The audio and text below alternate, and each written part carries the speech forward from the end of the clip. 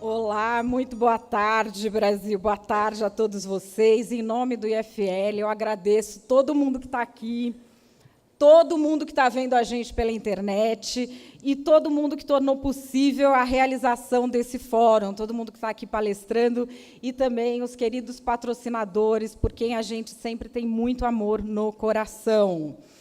Antes da gente começar, eu queria que vocês imaginassem um mundo completamente novo. Imagina que fosse possível um mundo novo, passado a limpo. Sei lá, imagina que 90% de todos os dados disponíveis tivessem sido produzidos nos últimos 2 anos.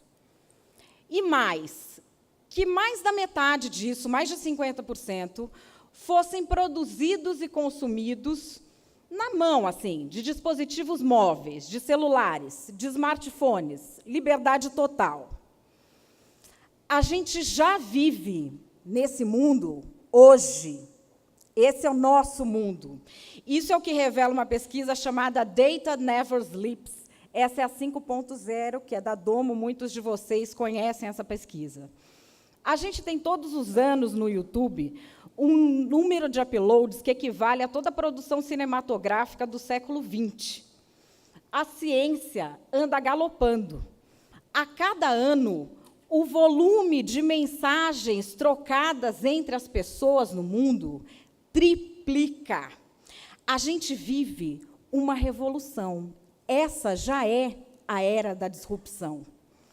Mas isso convive, em muitos países, com regras de Estado amarradas, com bater carimbo, com reconhecer firma, com figuras e com práticas políticas que datam do Paleolítico. Mas, ainda assim, o mundo continua a girar, com os esforços de empreendedores, de trabalhadores, de cientistas, de criativos, de artistas e de loucos em geral. A gente já vive uma revolução que possibilita, tecnicamente, colocar o melhor do capital humano a serviço do melhor interesse da humanidade. Aceitar a realidade, as novas práticas e as novas lideranças não é mais uma questão de mudança, é uma questão de abrir os olhos para o mundo que já está aí. Hoje, nessa tarde, no início da noite, a gente vai ouvir um pessoal que carrega o piano, enquanto muita gente que se acha importante está por aí reclamando, batendo boca pela internet. As pessoas que vão ocupar hoje esse palco não concordam em tudo, não. Elas divergem nas suas visões de mundo, ideias políticas, religiosas, têm diferentes histórias de vida. A convergência essencial é a crença na humanidade, na criação conjunta de soluções, na inovação, na criatividade e, sobretudo, na liberdade. A era da disrupção chegou. Sejam bem-vindos. Eu convido aqui o presidente do IFL, Miguel Campos.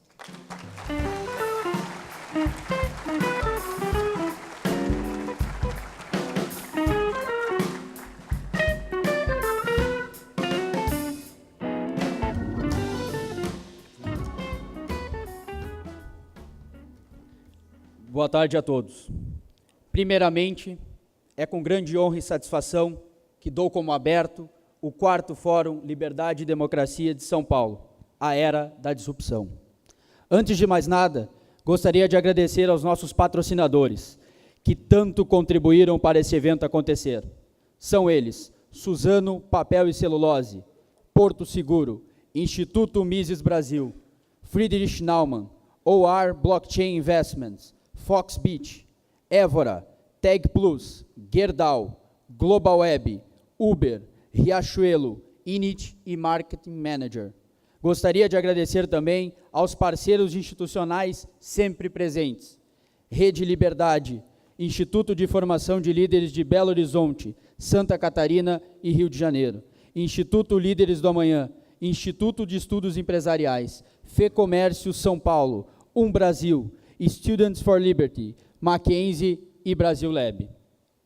O Fórum Liberdade e Democracia, senhoras e senhores, é um evento anual realizado pelo Instituto de Formação de Líderes de São Paulo, com o intuito de fomentar o debate acerca de assuntos relevantes para a nossa sociedade e disseminar os valores da liberdade Brasil afora. Gostaria de saudar a todos aqui presentes que optaram por passar essa tarde de segunda ouvindo, aprendendo e conhecendo novas ideias. O Fórum, senhores, é um pouco de tudo isso. Aproveitem. Muitos se questionaram o porquê do tema desse ano ser voltado para a tecnologia e seus impactos. Respondo, como respondi a todos os questionamentos que me fizeram. Não há nada mais relevante hoje no mercado que a discussão sobre os avanços da tecnologia.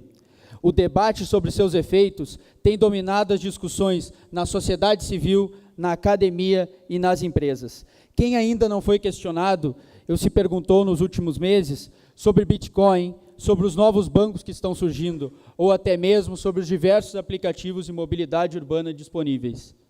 O fato é que a velocidade com que essas mudanças estão acontecendo no mundo é muito maior do que a nossa condição de acompanhar. Somos bombardeados diariamente com novas maneiras de se relacionar, executar tarefas cotidianas e trabalhar. Se você não concorda com isso, observe uma criança de 5 anos e note a diferença com que ela percebe o mundo. A nova geração, senhores, já nasceu online e o futuro é certamente extraordinário. O termo disrupção, que aqui tratamos tanto, foi cunhado pela primeira vez pelo professor de Harvard, Clayton Christensen, em 1997. Ele se referia à disrupção para descrever inovações que acontecem e oferecem produtos acessíveis, criando novos mercados consumidores e desestabilizando as empresas que até então eram líderes do setor. Passados 20 anos, a disrupção nunca foi tão atual e está em evidência nos 4 cantos do mundo. Exemplos desses produtos disruptivos não faltam no cenário atual. As redes sociais revolucionaram a maneira como as pessoas buscam informações, se manifestam e se organizam. Novas plataformas de entretenimento alteraram completamente o modo como consumimos filmes, músicas e seriados. Sem falar nos mercados tradicionais, como o bancário e o de mobilidade urbana, que estão em ebulição.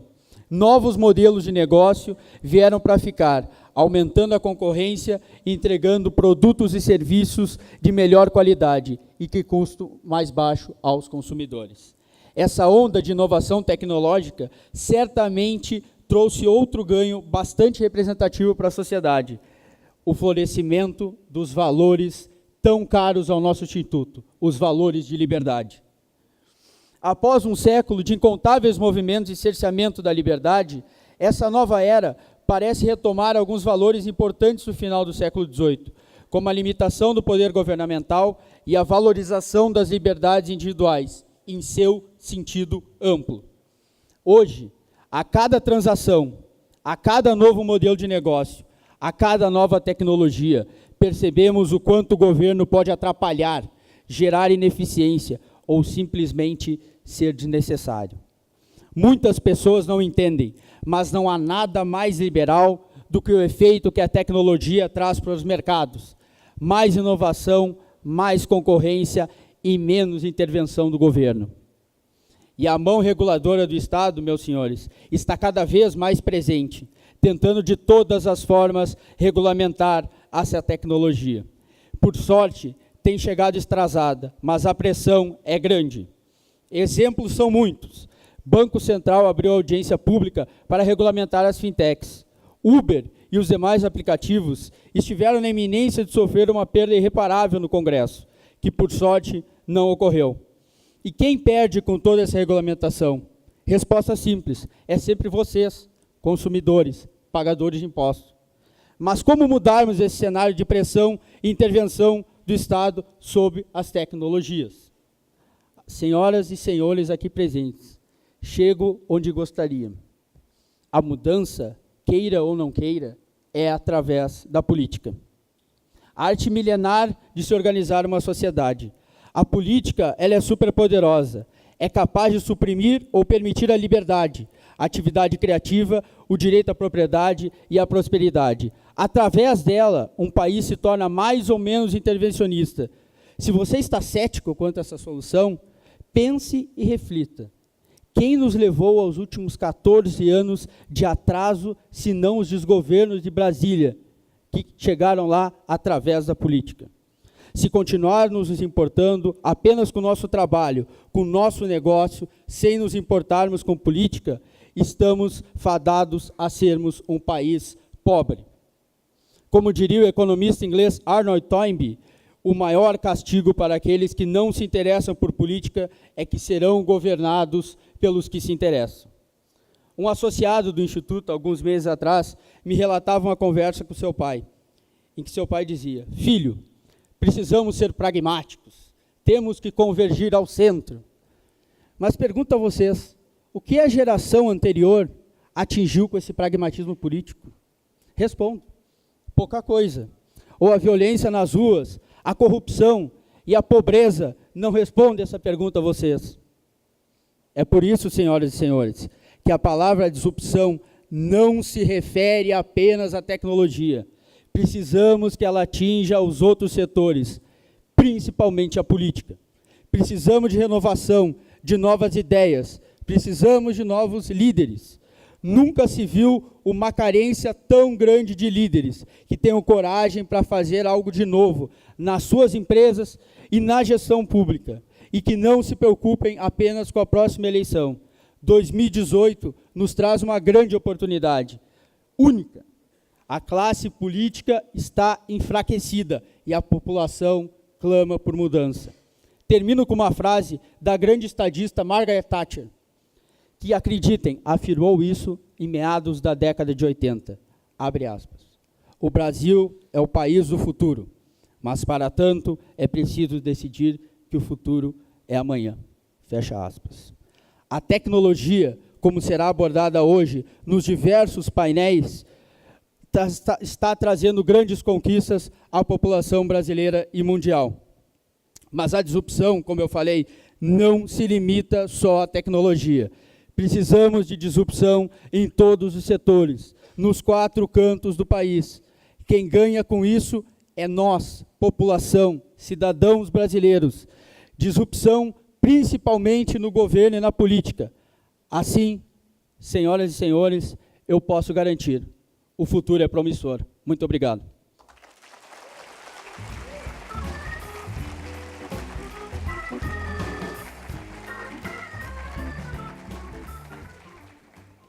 Passo de imediato à entrega do Prêmio Liberdade.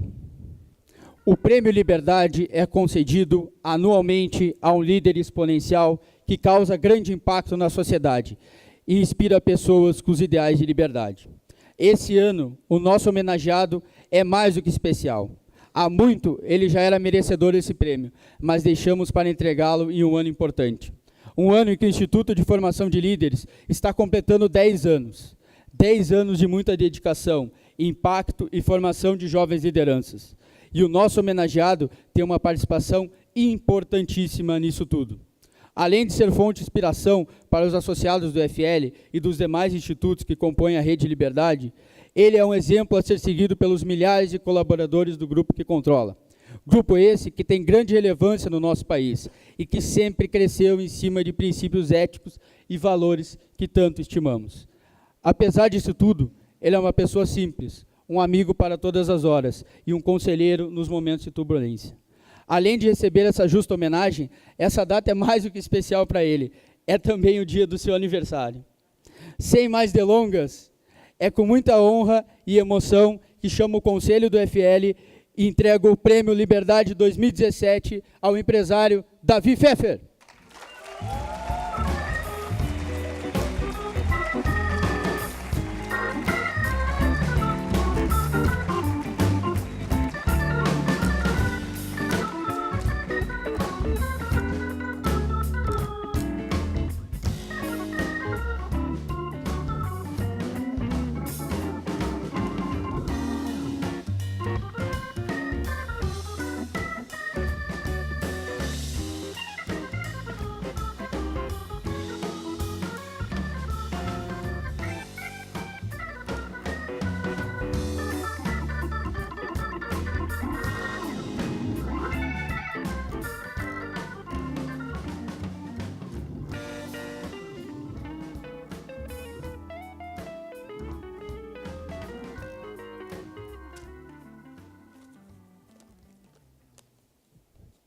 Censura, ele não queria deixar eu falar, mas eu quero falar. Tentem se imaginar em 2006. Naquela época, vivíamos no auge do sucesso, na real, insucesso, do governo PT. Haviam poucas iniciativas liberais no Brasil e, por isso, era quase uma heresia, quase um sonho se pensar na criação de mais um instituto liberal em São Paulo.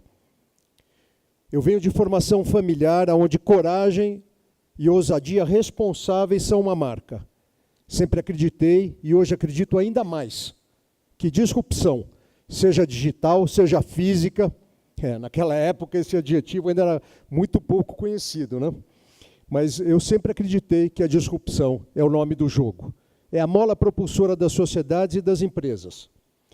E apoiado nesses dois pilares, nasceu o IFL São Paulo, 10 anos atrás. Hoje, uma instituição de respeito e qualidade que todos os dias continua evoluindo em velocidade exponencial e quebrando paradigmas, moonshots. A melhor prova disso é que os ex-dirigentes e associados do IFL têm, de forma recorrente, assumido posições de destaque e liderança no país, seja no setor privado, no setor público ou no terceiro setor. Isso, na prática, equivale a dizer que o IFL está entre as melhores escolas, universidades e centros de formações de liderança, eu arrisco dizer, do mundo. Portanto, vocês podem e devem se orgulhar de todos esses feitos que conseguiram ao longo desses 10 anos, como eu me orgulho do IFL, da forte rede liberal que hoje está instalada para ficar no país. E, principalmente, eu me orgulho de cada um de vocês. E foi movido por esse orgulho e convicções, as minhas convicções pessoais, que eu venho apoiando com vontade, com entusiasmo, todas as iniciativas e gestões, sem nenhuma outra motivação ou expectativa. Por isso, eu confesso que eu fiquei muito surpreso e muito feliz em ser homenageado com o Prêmio Liberdade, um prêmio realmente importante, de grande relevância, e que eu nunca imaginei receber, e que eu jamais vou esquecer. Na real, esse prêmio é nosso, é de cada um de nós. Portanto, o reconhecimento é todo de nós todos. Eu gostaria de terminar compartilhando com vocês que eu acredito em um Brasil com instituições sólidas e responsáveis, com a mão leve do Estado, que estimule o empreendedorismo, a liberdade, o capitalismo democrático e promova o crescimento e desenvolvimento econômico da nossa sociedade, com gentileza nos desafios da inequidade e força nos valores liberais. Eu confio fortemente no futuro e na continuidade bem-sucedida do IFL e dessa turma jovem que está aqui hoje e que não tem medo de colocar a mão na massa por um país melhor. O nosso futuro está na mão de cada um de vocês. Obrigado.